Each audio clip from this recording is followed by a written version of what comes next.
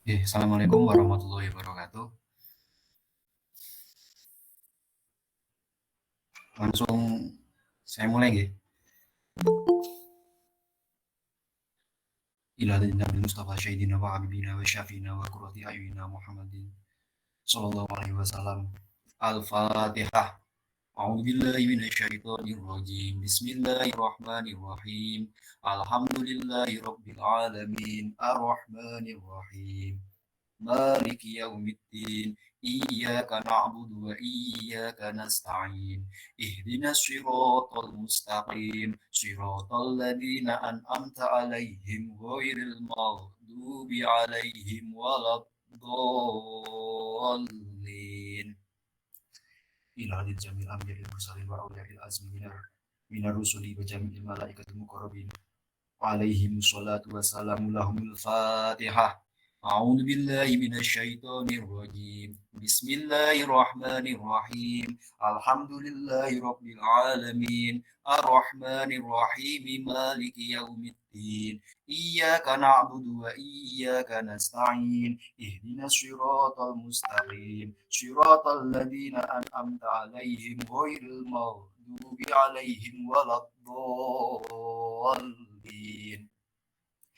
وإلى جميع الأولياء الله خصوصا إلى حضرة سلطان الأولياء الشيخ عبد القادر الجيلاني وإلى الشيخ أبي القاسم الجندي والشيخ بهاء الدين والنقشبندي رضي الله عنهم لهم الفاتحة. أعوذ بالله من الشيطان الرجيم. بسم الله الرحمن الرحيم. الحمد لله رب العالمين. الرحمن الرحيم مالك يوم الدين إياك نعبد وإياك نستعين اهدنا الصراط المستقيم صراط الذين أنعمت عليهم غير المغضوب عليهم ولا الضالين آمين. وإلى حضرة الأولياء هذا البلد بلدتي وأولياء التسعة هؤلاء الذي زرنا ونزور إلى مقاتهم. الفاتحة. أعوذ بالله من الشيطان الرجيم. بسم الله الرحمن الرحيم. الحمد لله رب العالمين. الرحمن الرحيم مالك يوم الدين إياك نعبد وإياك نستعين اهدنا الصراط المستقيم صراط الذين أنعمت عليهم غير المغضوب عليهم ولا الضالين.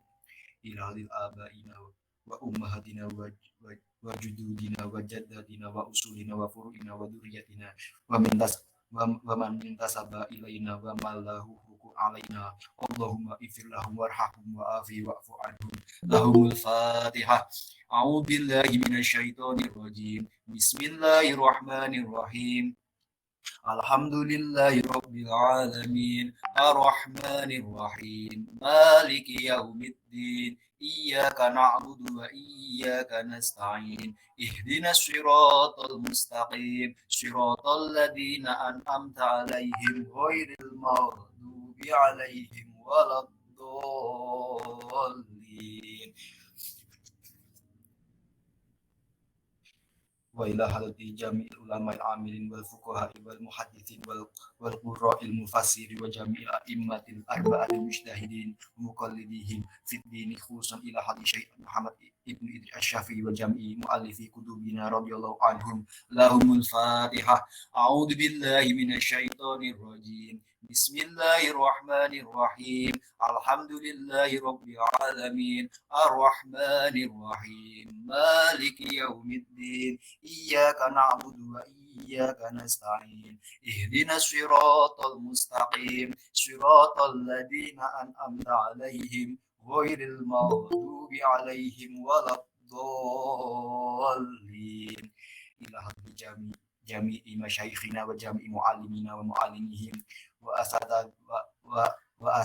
وأساتذينا وأساتذهم وتلاميذنا وتلاميذ من ملتنا وجميع ما في ذمة ومن في ذمة.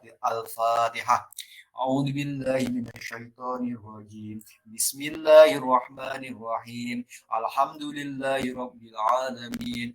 الرحمن الرحيم مالك يوم الدين إياك نعبد وإياك وإياك نستعين اهدنا الصراط المستقيم صراط الذين أنعمت عليهم غير المغضوب عليهم ولا الضالين رب اغفر لي ولوالدي وللمؤمنين آمين بسم الله الرحمن الرحيم قل هو الله أحد الله الصمد لم يلد ولم يولد ولم يكن له كفوا أحد بسم الله الرحمن الرحيم قل هو الله أحد الله الصمد لم يلد ولم يولد ولم يكن له كفوا أحد بسم الله الرحمن الرحيم قل هو الله أحد الله الصمد لم يلد ولم يولد ولم يكن له كفوا أحد بسم الله الرحمن الرحيم قل هو الله أحد الله الصمد لم يلد ولم يولد ولم يكن له كفوا أحد لا إله إلا الله والله أكبر ولله الحمد بسم الله الرحمن الرحيم قل أعوذ برب الفلق من شر ما خلق ومن شر غاسق إذا وقب ومن شر النفاثات في العقد ومن شر حاسد إذا حسد لا إله إلا الله والله أكبر ولله الحمد بسم الله الرحمن الرحيم قل أعوذ برب الناس مالك الناس إله الناس من شر الوسواس الخناس الذي يوسوس في صدور الناس من الجنة والناس لا إله إلا الله والله أكبر ولله الحمد بسم الله الرحمن الرحيم الحمد لله رب العالمين الرحمن الرحيم مالك يوم الدين إياك نعبد وإياك نستعين اهدنا الصراط المستقيم صراط الذين أنعمت عليهم غير المغضوب عليهم ولا الضالين رب اغفر لي ولوالدي وللمؤمنين آمين بسم الله الرحمن الرحيم ألف لام ميم ذلك الكتاب لا ريب فيه هدى للمتقين الذين يؤمنون بالغيب ويقيمون الصلاة ومما رزقناهم ينفقون والذين يؤمنون بما أنزل إليك وما أنزل من قبلك وبالآخرة هم يوقنون أولئك على هدى من ربهم وأولئك هم المفلحون وإلهكم إله واحد لا إله إلا هو الرحمن الرحيم الله لا إله إلا هو الحي القيوم لا تأخذه سنة ولا نوم له ما في السماوات وما في الأرض ما ذا الذي يشفع عنده إلا بإذنه يعلم ما بين أيديهم وما خلفهم ولا يحيطون بشيء من علمه إلا بما شاء وسع كرسيه السماوات والأرض ولا يؤوده حفظهما وهو العلي العليم لله ما في السماوات وما في الأرض وإن تبدوا ما في أنفسكم أو تخفوا يحاسبكم به الله فيغفر لمن يشاء ويعذب من يشاء والله على كل شيء قدير آمن الرسول بما أنزل إليه من ربه والمؤمنون كل آمن بالله وملائكته وكتبه ورسله لا نفرق بين أحد من رسله وقالوا سمعنا وأطعنا غفرانك ربنا وإليك المصير لا يكلف الله نفسا إلا وسعها لها ما كسبت وعليها ما اكتسبت ربنا لا تؤاخذنا إن نسينا أو أخطأنا ربنا ولا تحمل علينا إصرا كما حملته على الذين من قبلنا ربنا ولا تحملنا ما لا طاقة لنا به واعف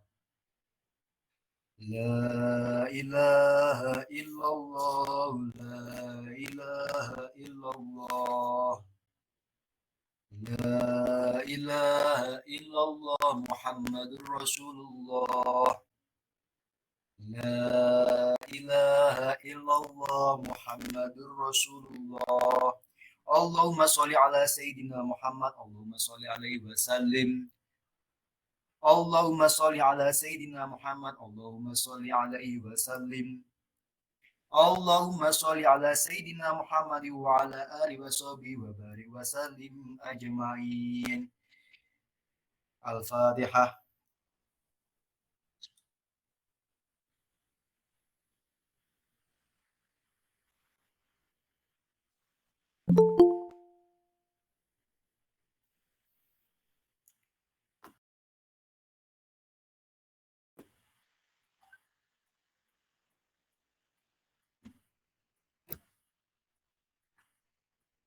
Sampun.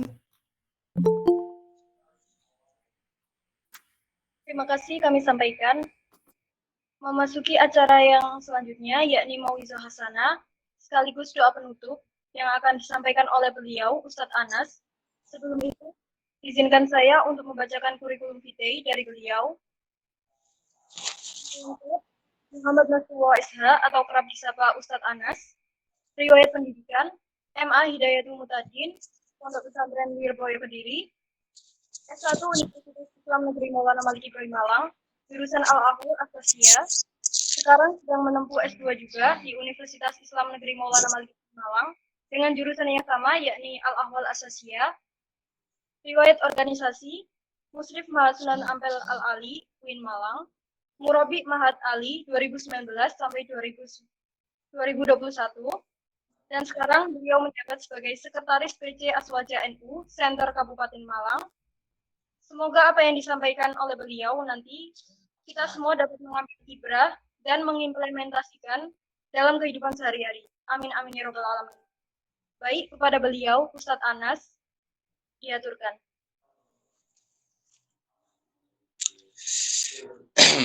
Assalamualaikum warahmatullahi wabarakatuh.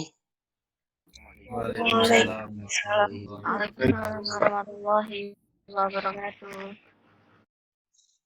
Hamdan wa syukranillah nahmaduhu ala in'amillah.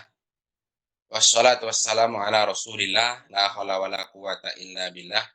Amma ba'du, hadratal mukarramin wal muhtaramin, segenap jajaran pengurus PMI Palang Indonesia.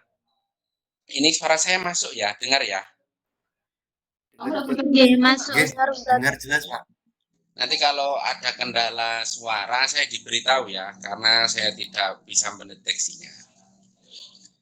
Dan yang berbahagia para hadirin semuanya melalui jalur online via Google Meet. Alhamdulillah segala puji syukur kepada Allah Subhanahu wa taala kita bisa berjumpa meskipun dalam kondisi tidak bisa bertatap muka secara langsung, secara online, tapi meskipun kita bertemu dengan online bukan berarti apa yang akan kita peroleh tatap muka yang kita lakukan tidak secara langsung bukan berarti itu mengurangi tali persaudaraan kita. Semoga Allah Subhanahu wa taala tetap menjadikan kita sebagai golongan rombongan yang ada di gerbong Nabi besar Muhammad SAW. Para hadirin yang dirahmati Allah, nah ini temanya menarik. Kenapa? Karena yang diusung ingin mengupas detail masalah hijrah. Memang fenomena hijrah lambat laun kian marak dan kian menjadi booming karena dipelopori, disponsori, dan diviralkan oleh para artis-artis tertentu. Tapi apakah yang dimaksud dengan hijrah tersebut? Apakah memang seperti itu? Ataukah memang hijrah Nabi Muhammad SAW itu memiliki arti lain? Mari kita mengupas lebih dalam bagaimana Rasulullah Shallallahu Alaihi Wasallam itu hijrah. Kita awali pembahasan kita tentang hijrah itu, apakah hijrah Rasulullah bersifat inklusif atau eksklusif, terbuka atau tertutup. Rasulullah Shallallahu Alaihi Wasallam itu ketika berdakwah di Mekah, beliau cenderung tertutup, eksklusif. Beliau selalu menjaga jarak dari orang-orang non-muslim. Kenapa demikian? Karena kalau sampai orang non-muslim itu didekati, bukan justru kebaikan yang diperoleh, tapi justru hinaan, cacian, terpaan fisik, dan lain sebagainya yang dialamatkan, yang dilemparkan kepada kaum muslimin. Sehingga orang muslim pada waktu itu cenderung eksklusif, lebih baik menghindar daripada mendekat. Lebih baik tertutup, menjauh, daripada harus berkumpul dengan orang non-muslim.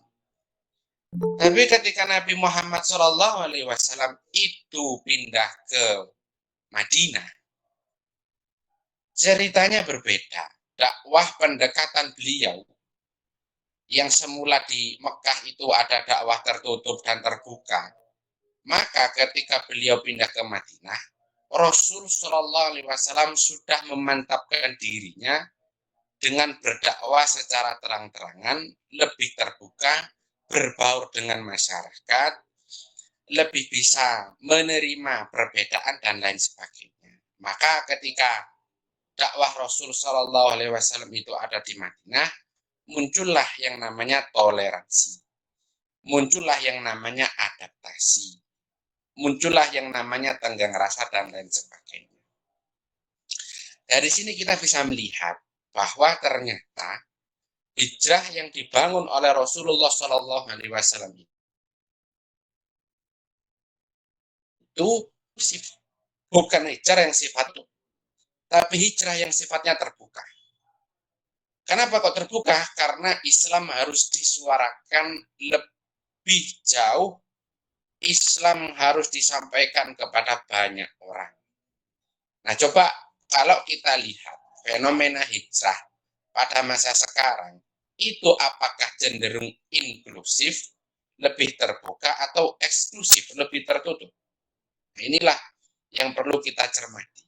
Tapi sepertinya kita bisa membaca dari peristiwa yang ada, yang booming di Indonesia, kecenderungannya orang-orang yang hijrah itu bukan inklusif, lebih terbuka, tapi mereka lebih eksklusif, lebih tertutup. Nah, inilah yang perlu dicermati lagi.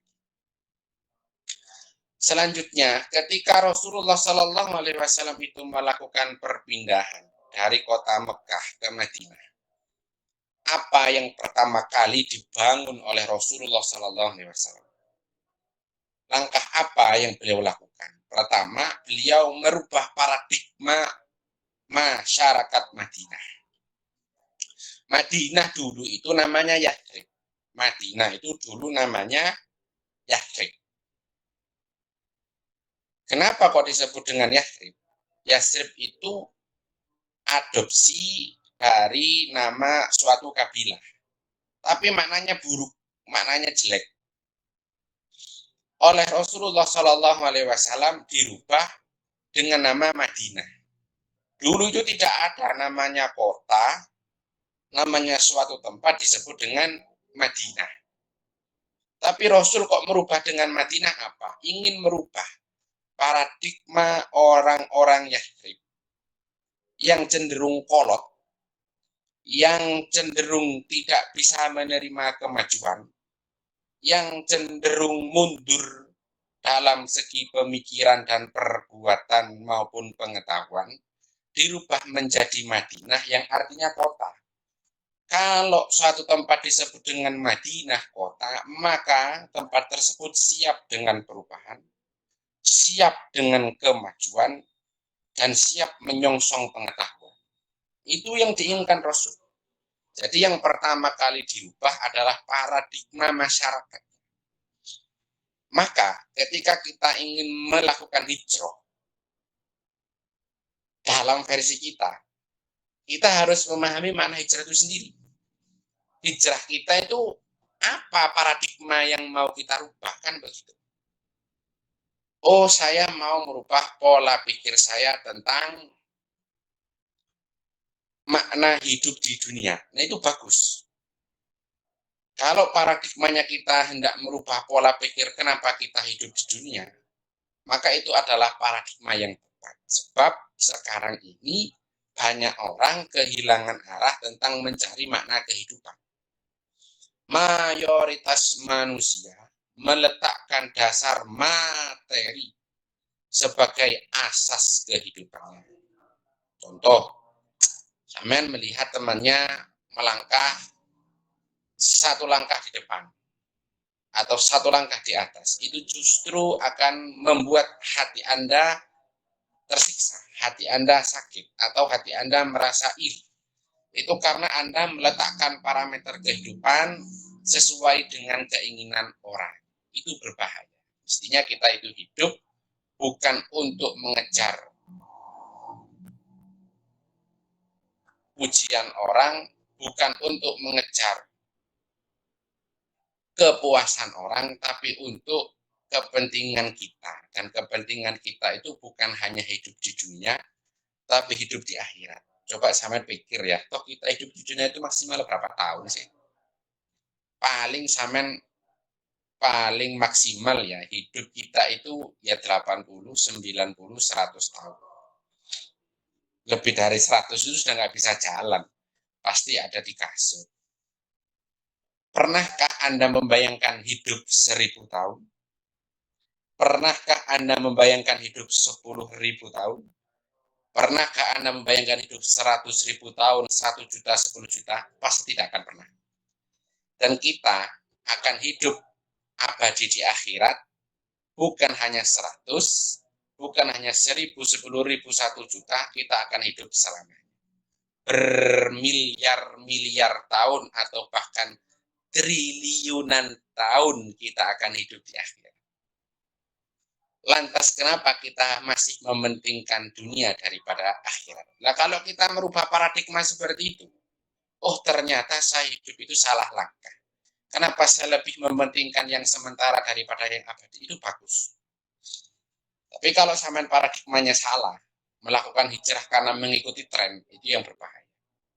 Selanjutnya yang dilakukan Rasul ketika berpindah dari Mekah ke Madinah, selain merubah paradigma orang-orang Yathrib, orang-orang Madinah, beliau juga melakukan yang namanya mu'akhoh, melakukan tali persaudaraan.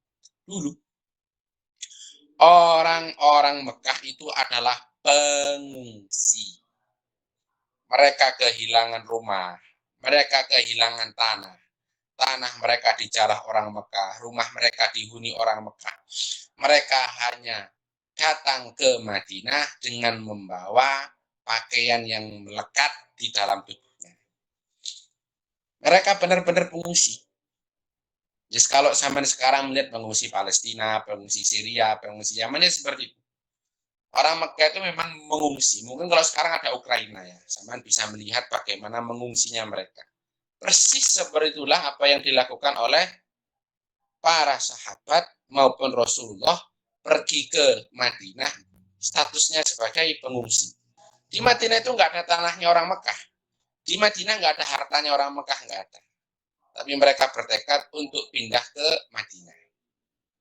Dan ketika Rasul SAW sampai di Madinah, yang dilakukan Rasul adalah melakukan persaudaraan. Jadi orang pengungsi dijadikan saudara dengan penduduk setempat, penduduk Ansor. Orang Muhajirin, orang Mekah harus bersaudara dengan Ansor. Abu Bakar dijadikan satu saudara dengan Khorijah. Khorijah itu nama laki-laki. Umar dijadikan saudara dengan Salma. Abdurrahman bin Auf dijadikan satu saudara dengan Sa'ad. Artinya ketika Rasulullah SAW memulai hijrahnya, beliau memikirkan, oh yang terpenting sekarang ini adalah bagaimana merekatkan tali persaudaraan antara kaum Ansor dan Muhajirin. Bahkan kaum Ansor itu bilang begini kepada Nabi Muhammad, wahai Rasul, kami punya tanah, kami punya rumah. Bagaimana kalau tanah dan rumah kami jadikan separuh, separuhnya kami berikan kepada sahabat kami, saudara kami dari golongan muhajirin. Tapi Nabi menolak, tanah itu tetap diberikan kepada orang Ansor. Nabi cuma berpesan agar orang Ansor itu diikutkan tahu bagaimana caranya bercocok tanam. Karena orang Madinah itu mayoritas adalah petani kurma. Abdurrahman bin Auf juga sama. Saat itu punya 2 istri. Bilangnya begini, wahai Abdurrahman bin Auf, sekarang kamu adalah saudaraku. Saya punya 2 istri. Wis sekarang kamu pilih istri mana yang kamu inginkan, nanti saya cerai. Itu saking kuatnya rasa cinta kepada saudaranya. Bahkan istrinya pun siap untuk dicerai. Abdurrahman bin Auf menolak. Dia bilang, tunjukkan aku di mana tempat pasar berdagang. Aku akan melakukan perdagangan. Akhirnya saat memberikan modal agar Abdurrahman bin Auf berdagang. Dari perdagangan itulah Abdurrahman bin Auf lalu kemudian lambat laun menjadi saudagar kaya. Nah, kalau kita melihat fakta peristiwa seperti itu, mestinya semakin kita hijrah, maka bukan kita terkotak-kotak, terkurung dengan satu kelompok, mengerdilkan kelompok yang lain. Semakin kita memisahkan diri dari masyarakat, memisahkan diri dari pembauran. Bukan begitu. Mestinya ketika kita melakukan hijrah, berarti kita semakin memperbanyak saudara, memperbanyak ikatan pertemanan sahabat yang mana fungsinya semuanya untuk lillahi ta'ala. Selanjutnya, yang dilakukan Rasulullah ini yang paling unik adalah ketika datang di Madinah, beliau menyelenggarakan yang namanya perjanjian piagam Madinah. Madinah itu dihuni oleh 2 suku asli, suku Aus dan suku Khosraj. Inilah yang disebut dengan sahabat Ansor, Aus dan Khosraj.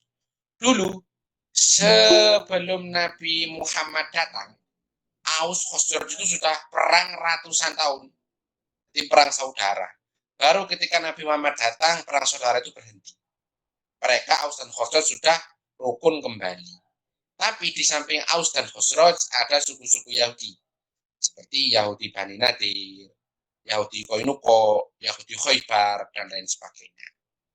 Nah, karena Rasul melihat bahwa Madinah dihuni oleh multikultur,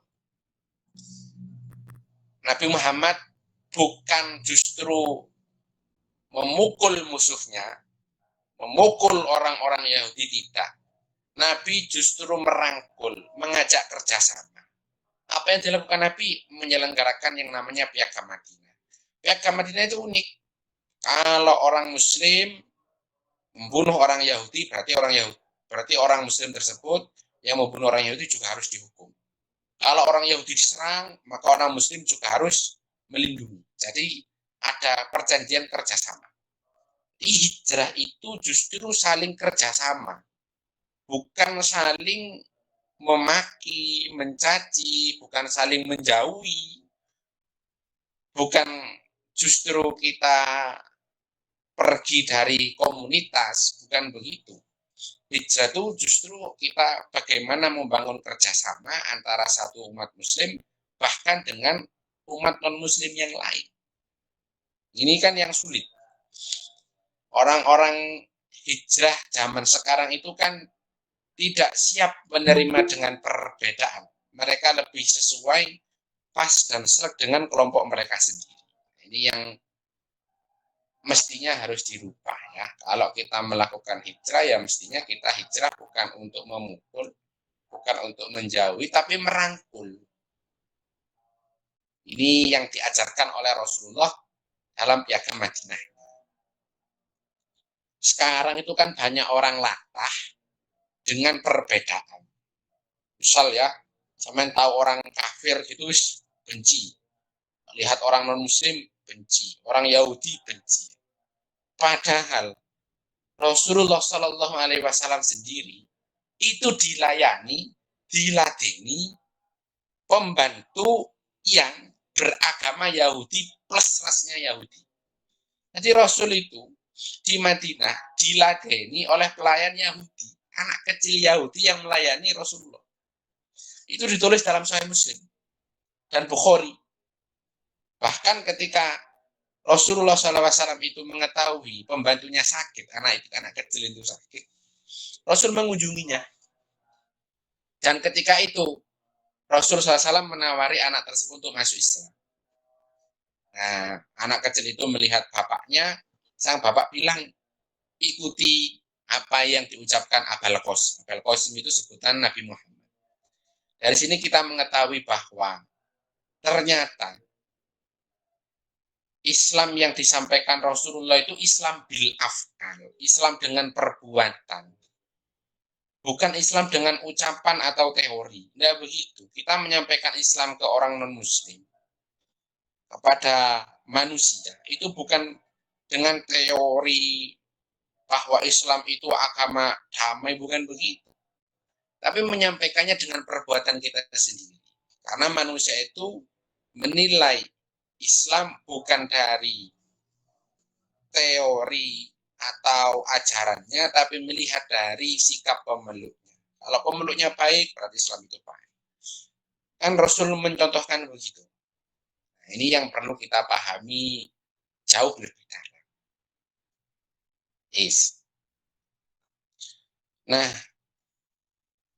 sayangnya ketika kita melihat fenomena hijrah sekarang yang menjamur dan mewabah di Indonesia, ternyata hijrah itu sudah meleset dan melenceng dari apa yang digariskan oleh Kanjeng Nabi Muhammad. Hijrah itu cenderung tertutup, hijrah itu menjauhi komunitas, hijrah itu tidak ingin bekerja sama lagi, hijrah itu ya sudah, saya begini saja, saya tidak mau ikut-ikutan lagi dan lain sebagainya. Nah itulah ya, mestinya kalau kita hijrah ya jangan sampai makna-makna positif itu dijauhi. Negatif bener, Anda hijrah misal pemabuk atau apalah, ya hindari mabuknya itu benar. Tapi kalau sampai menghindari nilai-nilai positif yang lain, itu yang patut untuk diperhitungkan kembali, direnungkan kembali. Suatu ketika Rasulullah SAW itu ketika di Madinah melihat orang-orang itu berpesta. Ini ada apa ini? Kok orang-orang Yastrib Madinah ini berpesta-pesta? Nabi dikasih tahu, Nabi ini hari raya kami. Oh, ternyata Rasul baru tahu hari raya orang Madinah itu, orang Ansor itu mengkiblat hari rayanya orang Persia. Jadi mereka melakukan hari raya, mengadopsi hari rayanya pas hari rayanya Persia, agama Majusi, Zoroaster, penyembah api. Lalu Rasul itu bukan justru marah, ya. Melihat umatnya itu salah, itu bukan marah. Tapi beliau bilang begini, ya sudah, apakah kalian ingin aku beritahu hal yang paling baik untuk berpesta, untuk melakukan hari raya? Jawabnya sahabat, tentu. Akhirnya Rasul menyariatkan yang namanya Idul Fitri dan Idul Adha.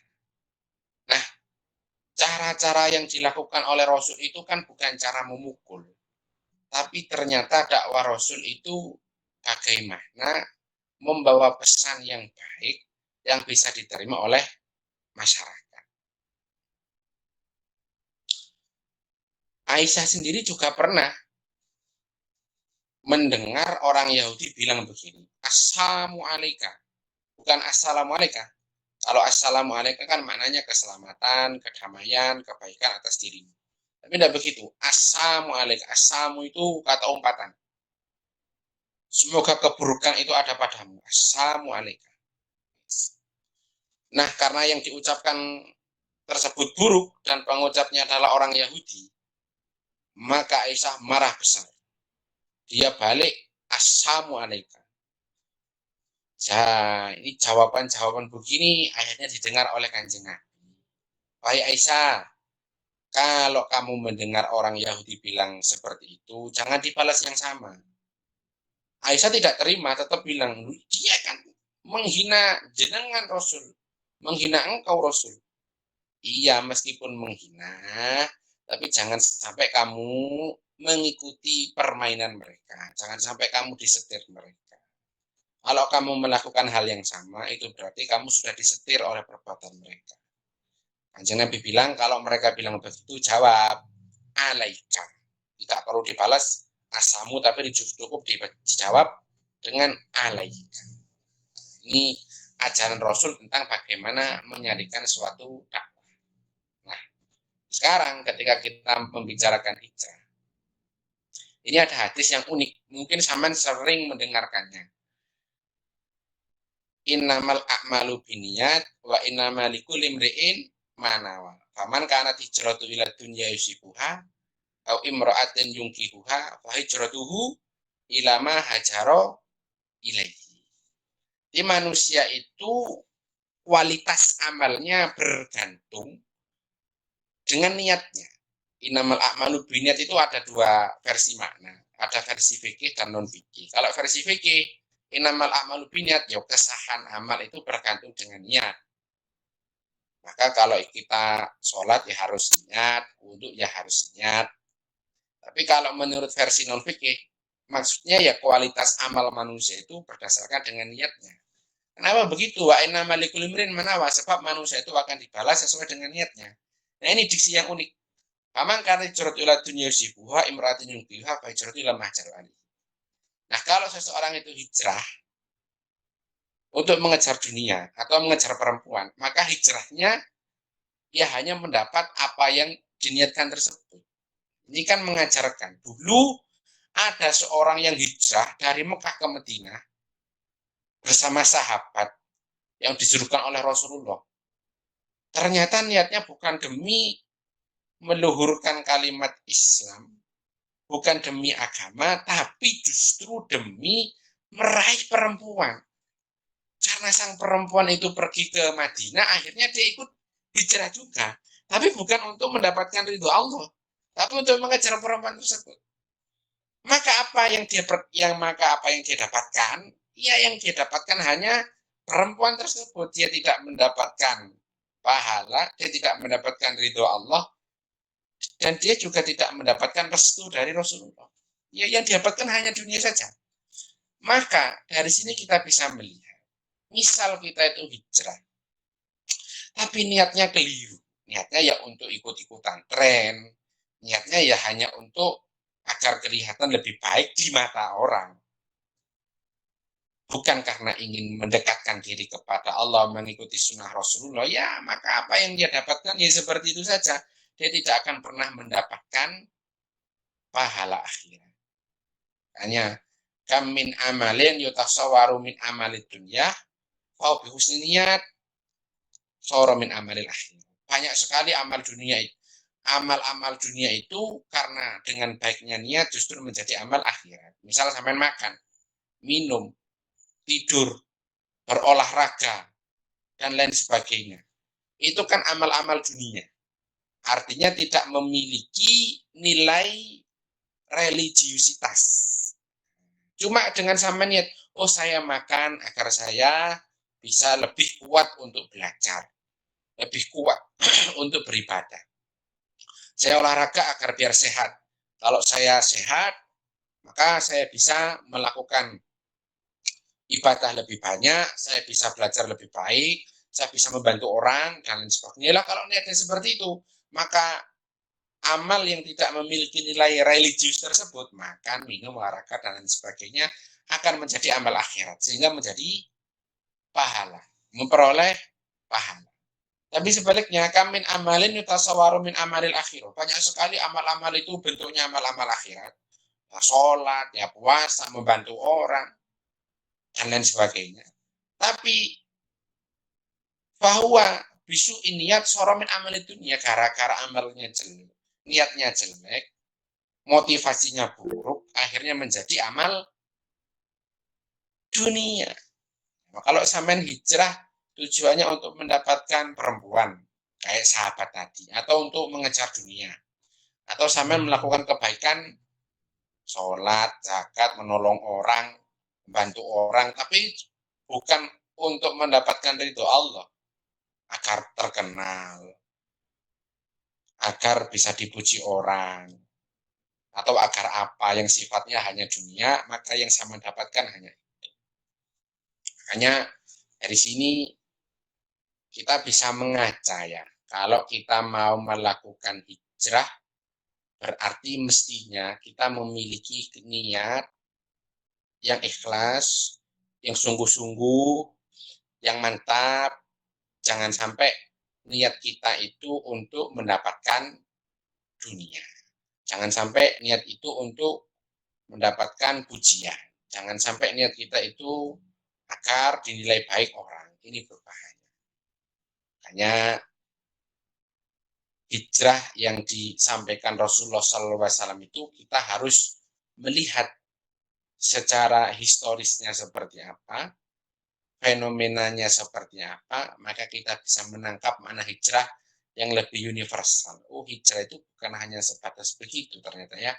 Hijrah itu justru lebih mengembangkan diri.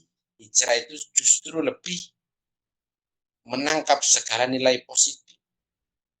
Ini yang perlu kita renungkan lebih dalam.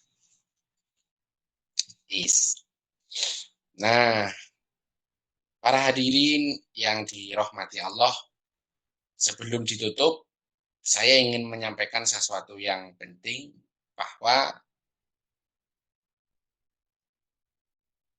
ketika kita belajar, khususnya di UIN, kita sering menjadikan parameter orang lain sebagai tujuan hidup kita. Misal kalau orang lain itu menganggap hal ini sukses, hal ini bagus, maka saya harus melakukan hal itu. Kalau tidak, saya akan dicemooh dan lain sebagainya. Akhirnya kita terbawa ke sana. Kita hidup memiliki standar sesuai dengan penilaian orang. Padahal ini justru berbahaya. Akhirnya apa? Akhirnya kalau kita tidak sampai ke level penilaian yang sempurna, kita merasa sedih. Kita merasa tidak puas. Kita merasa tidak baik. Kita merasa tidak bahagia. Dan lain sebagainya. Inilah yang menjadi problem di kehidupan masa sekarang.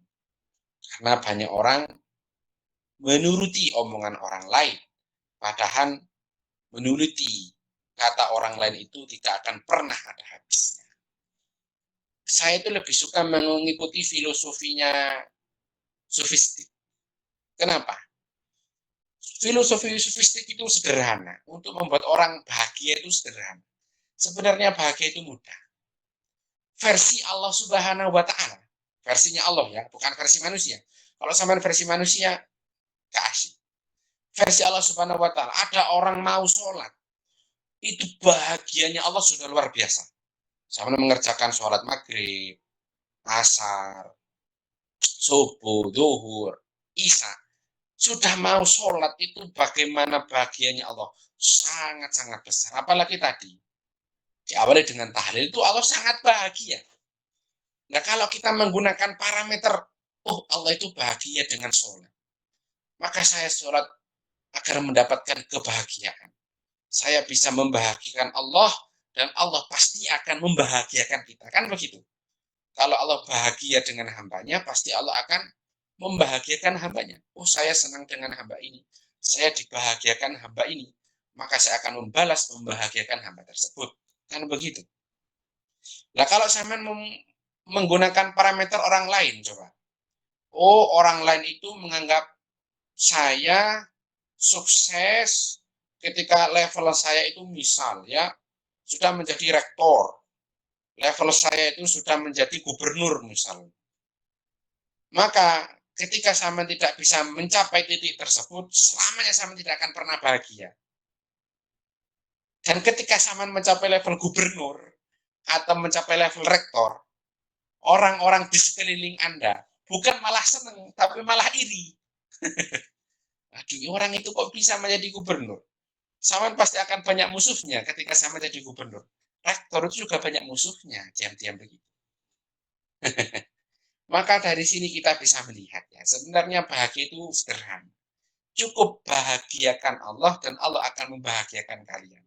Tapi kalau Anda memusatkan kebahagiaan sesuai dengan parameter orang, orang itu belum tentu bisa membahagiakan kalian.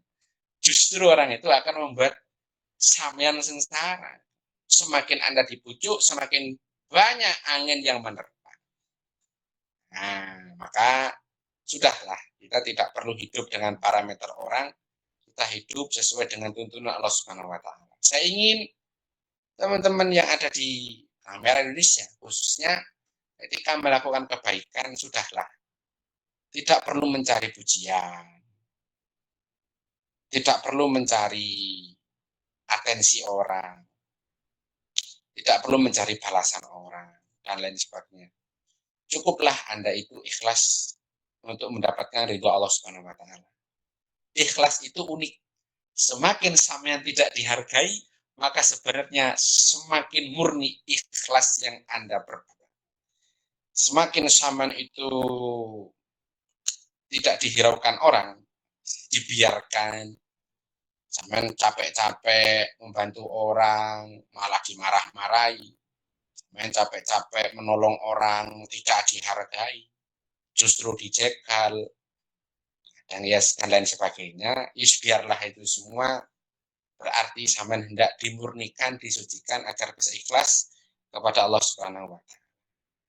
Itu pelajaran ya bagi kita agar hidup itu sesuai dengan tuntunan agama, tidak sesuai dengan penilaian orang dan parameter orang. Menuruti kata orang itu tidak akan pernah ada habisnya. Mungkin hanya itu saja yang bisa saya sampaikan dalam kesempatan ini. Semoga bisa membawa berkah dan maslahat bagi teman-teman semua. Semoga teman-teman semua yang ada di rumah tetap diberi kesehatan, yang di rumah tetap semangat, semangat mencari ilmu, semangat mengembangkan diri, semangat untuk membantu orang lain. Saya suka kalau banyak orang itu tidak individual, tapi memiliki empati kepada orang, siap untuk membantu orang. Itu justru yang sangat baik. Semoga dengan adanya forum online ini kita bisa memiliki pandangan yang lebih terbuka, wawasan yang lebih baik, dan kita bisa memaknai makna hijrah dengan makna yang lebih komprehensif, tidak sempit. Saya akhiri. Ihdinas siratal mustaqim. Wassalamualaikum warahmatullahi wabarakatuh. Sebelum itu, kita baca doa bersama sebagai penutup dari majelis ini. Allahumma sholli ala sayyidina Muhammad walhamdulillahi rabbil alamin. Allahumma sholli ala sayyidina Muhammadin salatan tunjina biha min jamil ahwali wal afat wa taqdirana biha jami'al hajat wa tutahhiruna biha min jami'is sayyi'at wa tarfa'una min a'la darajat wa tuballighuna bi aqsal ghayati min jami'il khairati fil hayati wa ba'dal mamat.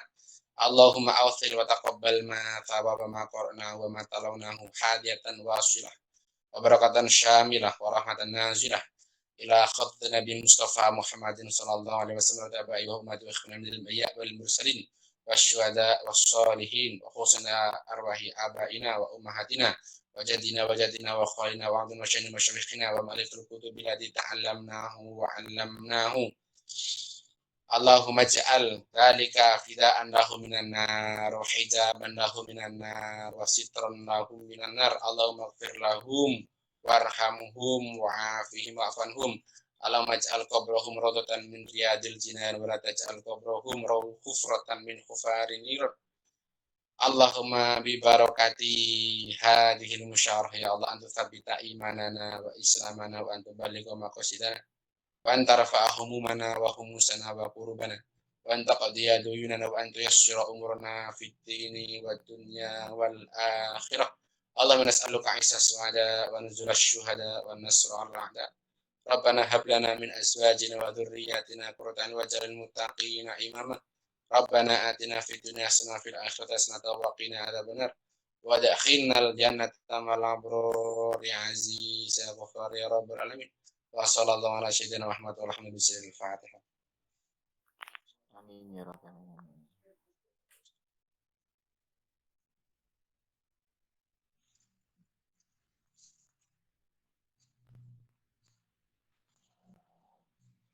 Terima kasih kami aturkan. Hadirin rahimakumullah, sampailah kita di penghujung acara. Sebelum itu, saya memohon kepada hadirin, kepada Ustadz juga, untuk menyalakan kamera karena akan diadakan sesi foto bersama. Untuk operator, apakah sudah siap? Sudah siap. Untuk teman-teman, kameranya tolong dinyalakan ya.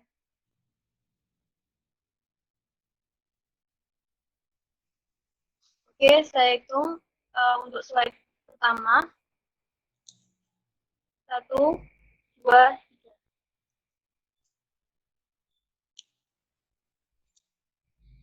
Sudah. Selanjutnya 1, 2, 3.